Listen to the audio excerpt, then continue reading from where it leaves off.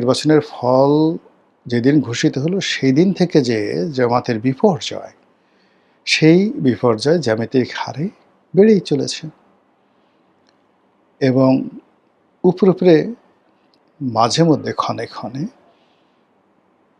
জামাতের মানে শরীরে মলম দেওয়ার চেষ্টা করা হচ্ছে,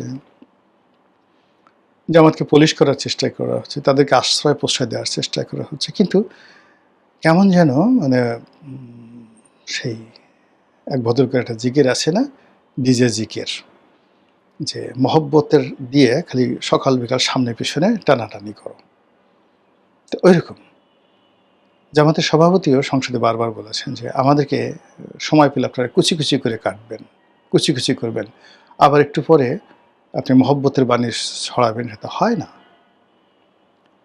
প্রধানমন্ত্রীর সঙ্গে তাদের সাম্প্রতিক সময় দেখা হয়, কথা হয়। প্রধানমন্ত্রী নিজে তার দপ্তরে জামাতের সভাপতিকে ডাকছেন, কিন্তু প্রতিটি নির্বাচনী এলাকাতে যেখানে যেখানে জামাত প্রার্থী দিয়েছিল সেখানে এবং যেখানে যেখানে জামাত বিজয় হয়েছে সেখানে সব জায়গাতে জামাতের উপর স্থানীয় বিএনপির নেতাকর্মী তো আছে, তার সঙ্গে সঙ্গে আওয়ামী লীগের লোকজন যেভাবে উৎপত্তি আছে, ফলে বাংলাদেশের ৩টি সংসদীয় আসন, ৫০০টির উপরে বেশি উপজেলা, প্রত্যেকটি ইউনিয়ন ধীরে ধীরে ধীরে ধীরে জামাতের জন্য গহীন অরণ্যে পরিণত হচ্ছে, জামাতের জন্য একটি ভয়াবহ মৃত্যুকূপে পরিণত হচ্ছে। জামাত বুঝছে যে তারা একটা ট্রায়াঙ্গেল, সেই বারমুদা ট্রায়াঙ্গেলের মধ্যে পড়ে গেছে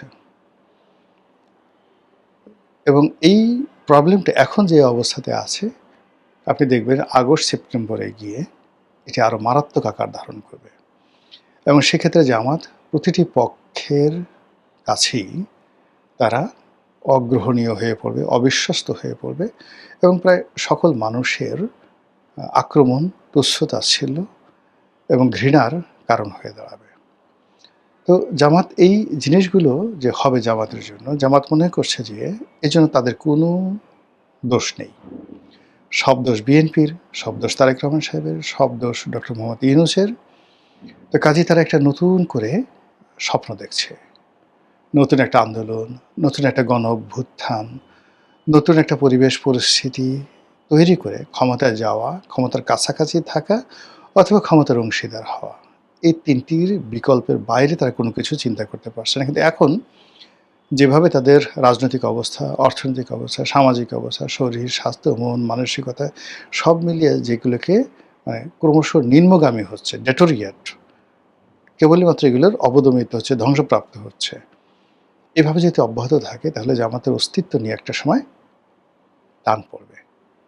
এই কারণে আপনি লক্ষ্য করবেন যে জামাতের কথাবার্তায় ধারাবাহিকতা নেই, তাদের মধ্যে অস্থিরতা আছে, তাদের মন খারাপ এবং তাদের ABCDEFGH এই যে প্রক্সি টিমগুলো রয়েছে, প্রত্যেকটা টিম রাত দিন পরিশ্রম করছে সরকারের বিরুদ্ধে ন্যারেটিভ তৈরি করার জন্য, তারেক রহমান সাহেবকে পচিয়ে দেওয়ার জন্য। আওয়ামী লীগের সাথে তারা মানে একদিকে আওয়ামী লীগকে প্রতিহত করার জন্য তারা দৃঢ়তা দেখাচ্ছে, অন্যদিকে পর্দার আড়ালে যে কী হচ্ছে আমরা কিন্তু এখন পর্যন্ত বলতে পারছি না।